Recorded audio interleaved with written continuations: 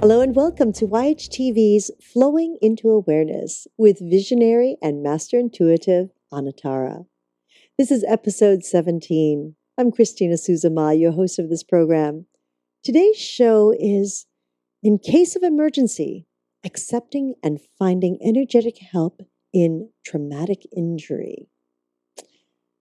And I would like to welcome, of course, Anatara. Hello, Anatara. Yeah. Hello, Christina. I know exactly where this came from. And soon everyone else will too. Oh, yes. Oh, yes. Quite a time that you've been having. And this is the moment to share with everyone on the balance, really. Mm-hmm. Yes, exactly, Christina. I just to fill in a bit of the background, my son was in a very, very serious and life-threatening car accident almost exactly a month ago, and the experiences that I had around this accident, and of course, I don't really believe in the word accident. We could go into that another time, but the experiences around this event that I've had and acquired have been life altering in perhaps not in the way one would expect. And I see it as having been one of the most dedicated and intense and almost proficient learning experiences of my life. And obviously, I was at a point where I was going to receive what I have from it, and been able to utilize the different levels of it as I have, because that's what I've done.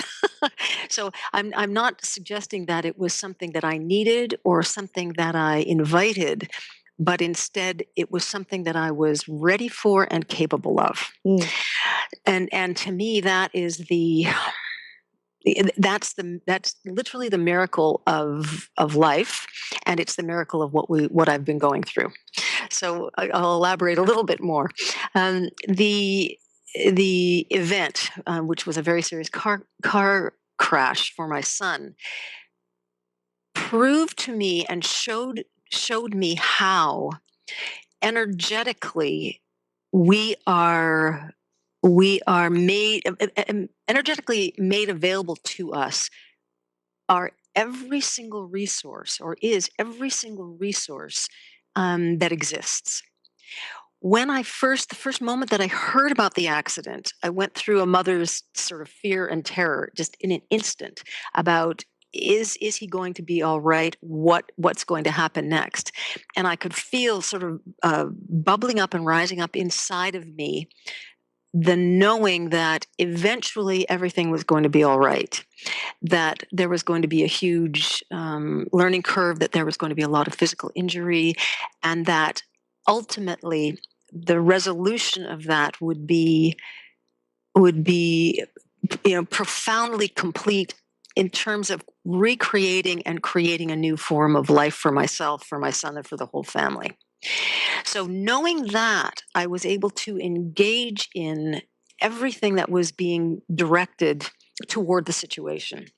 And what I mean by that is that there were well wishes, there was prayer, there were infusions of energy coming to support the physical healing, the emotional healing, the mental healing that was going to happen and be required for my son, as well as for the rest of us in the moment to moment hardcore focus of bringing that about and bringing that healing into existence. And I've never been in a situation personally where there was as much physical balance required. You used the word balance a few moments ago. I've never been in a situation where the distance between regular, sort of regular, abundant, healed, resilient life for my son, and where he was at in terms of what he needed to do to get there again was so great. I've witnessed it, I've seen it, but I've never been involved in the moment to moment of that ever before. So if I looked at it as a person, as a mother, I probably would have thought to myself, it's impossible. We are never going to get from where he is at physically to where he is okay again. And at the same time, I always knew that that would be so.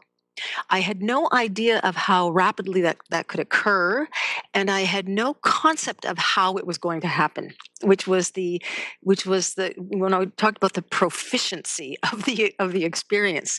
There was a stream of teaching. There was a stream of life coming through, universal. This is okay. You can do this. Coming through that pulsated at a speed and at a tone that I've never ever experienced, and that's really the part of it. I get goosebumps just thinking about it now, and that's really the part that I want to try to relate to everyone, because we don't all have to have an experience of this magnitude in order to get this, and in order to get how available that universal energy is for us to bring in and to work with and to massage and to direct. Uh, my son was in ICU for about 10 days, and an ICU unit, an intensive care unit, is a place of incredible focus. Every single individual working in an ICU has a specific job, and they have protocols to follow, and they are intent on making their part of the puzzle of keeping this person alive and meeting their needs. It becomes it's their only thought. So you see training, you see focus, and you see a kind of love coming through what they are capable of doing, in their proficiency, in their individual medical proficiencies. So as you step into that as an integrated part of it, because they welcome the families in a way I had no idea was even possible. And you watch them, and you take on your own role, you take on your own position. And I would go into the intensive care unit every morning at 5:30 or 6 o'clock in the morning to visit, just to see how my son was, and to feel into him energetically. I would feel the physical state of his body and where he was at, and I would also move into the sort of the mental state, the spiritual state of what he was doing and what he needed. And I was able to channel all of that other energy that I was talking about, that was being directed to us in so many different ways, because everyone has a different way of sharing care and sharing love and sharing prayer and sharing support. But I felt that it was almost like a chorus. It was a chorus of energy, of love, that I could pull on, I could step into, I could funnel through myself and channel through myself to whatever it was that my son needed. And so I felt like I was an instrument in that chorus. I was a focal point. I was a focalizing voice for that huge instrument. And the first morning that I went into the hospital, I remember I walked through the doors of this big hospital, and I could feel that what I was doing wasn't just for me, and it wasn't just for my son. It was for everyone in that building that needed the same assistance. And I remember thinking, oh, that seems like, if I use my mind to think about that, that seems like a job that no one could possibly do, but I can. That's easy. I'm just here to be that movement and to be that focus. So I started making myself available for an overall broadcasting effect, essentially, for healing trauma of the mind, healing trauma of the body, healing trauma of the heart. There is so much fear and so much sadness in a hospital, and so much debate in people's minds about whether it's okay to even feel alive when you're being confronted with other people that are leaving life. And the intensive care unit was full of that kind of essence, that kind of feeling. So what I'm really trying to say is that in this huge role that I was operating through, I could have thought, "Oh, this is impossible. This is too big. This is more than what I want to do. This is more than what I need to do. This can't even be asked of an individual." But instead, I got to the point where pretty quickly that I knew that that's what I was there for. That was my that was my raison d'être. That was what I was to be accomplishing in a way, even though there wasn't an I there accomplishing anything. So when I mentioned a few minutes ago that you look at the healing, I looked at the healing that his body was going to require, to become balanced again, to come to some sort of normalcy again. And I couldn't see the what the root was between one and the other.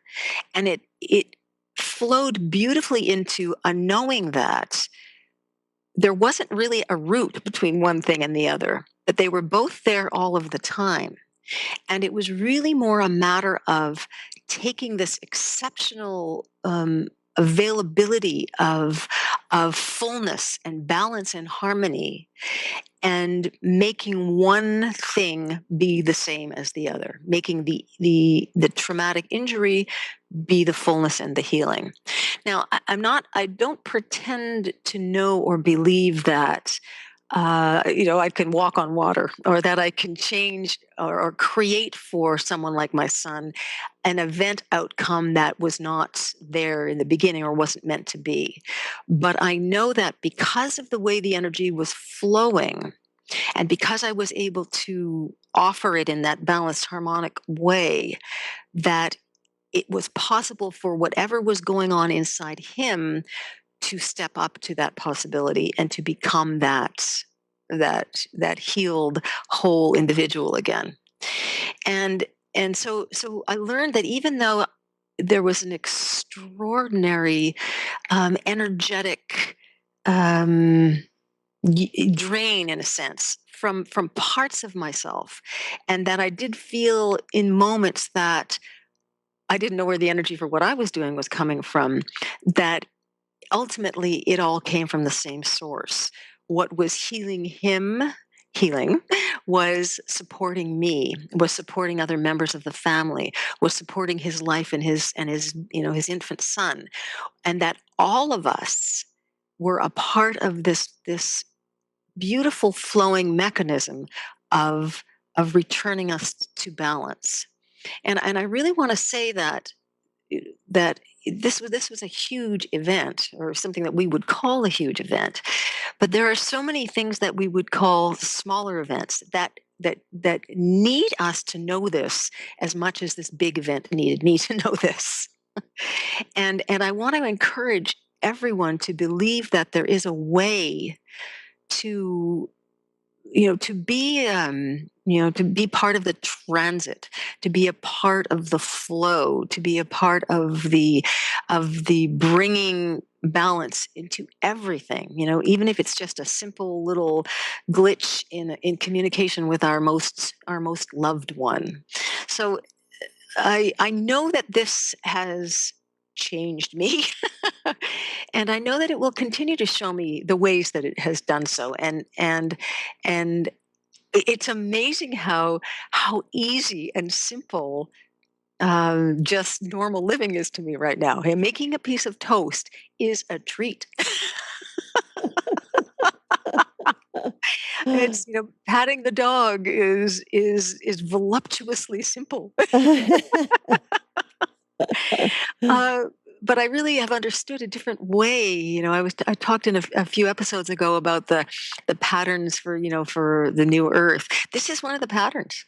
One of the patterns is that some of those things that we thought were impossible are not impossible, and that all we need to do is to acknowledge that and see where we are most required in every day, in every step. Yeah. Wow.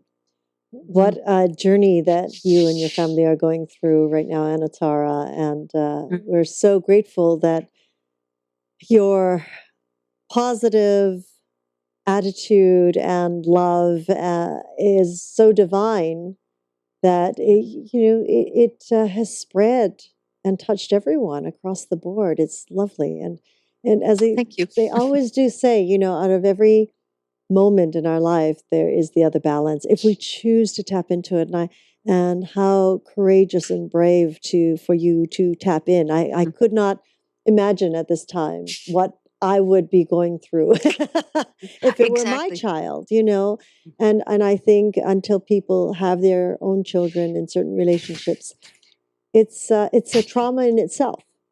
It's a trauma in itself.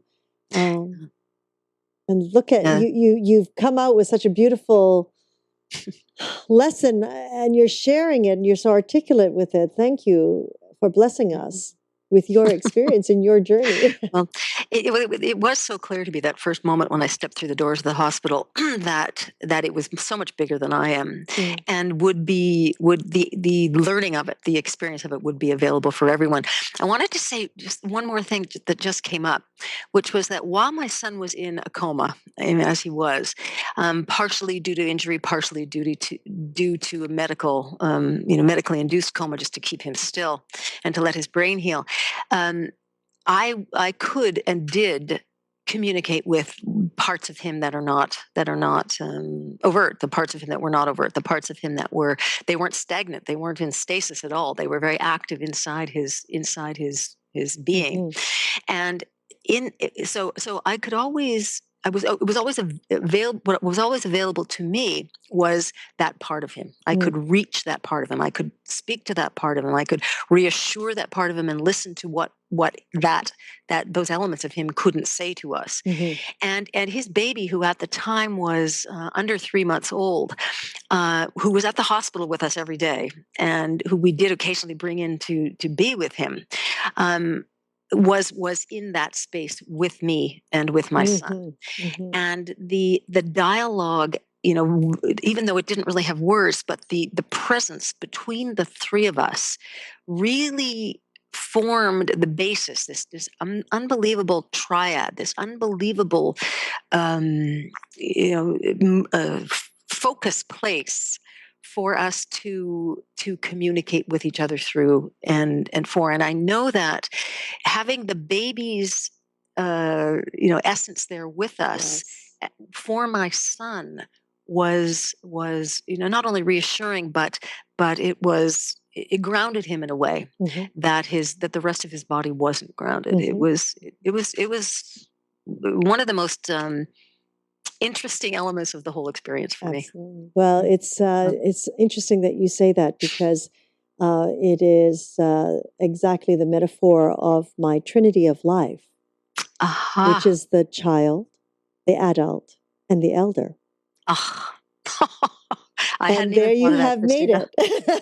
it. It makes me want to cry.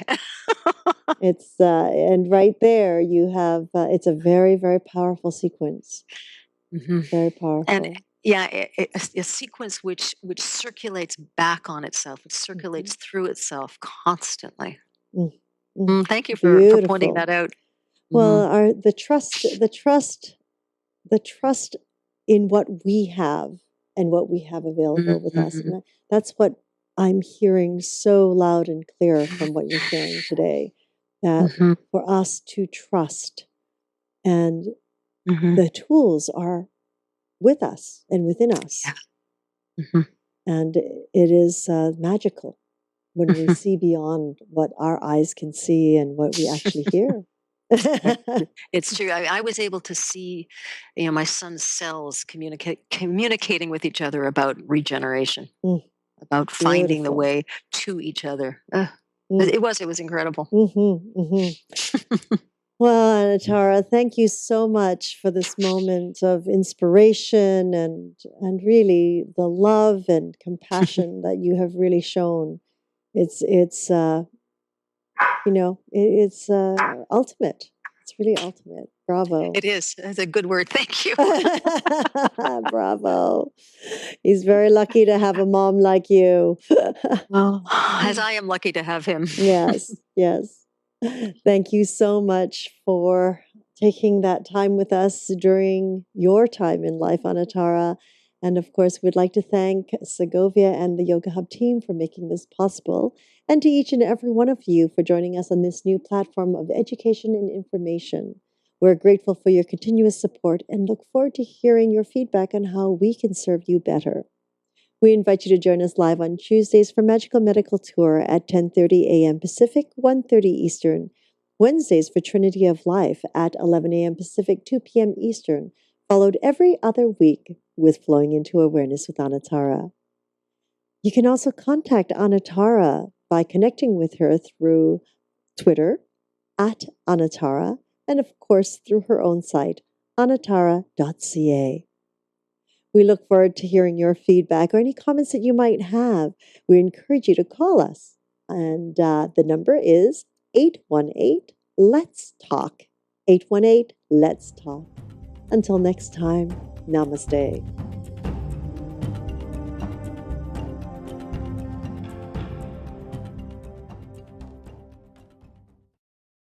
YHTV's Trinity of Life. Come join me, Christinas Story, as I journey to find the many modalities that support individuals, from children to adults to elders, with topics ranging from health and wellness, meditation, and inspirational stories. I invite you to visit yogahub.tv every Wednesday at 11 a.m. Pacific, 2 p.m. Eastern. Actually focus on his body and focus on his body with hands of light and therapeutic touch, the way I know how to use it, and to go over him to see what was unsettled, what was jittery, what was in need. So I could do that as I was focusing on helping my daughter-in-law, holding the baby and assuring the baby energetically that even though it felt like the edges were starting to crumble in his tiny little life, that it was going to be okay, that there was still this profound sense of attention and love available for him.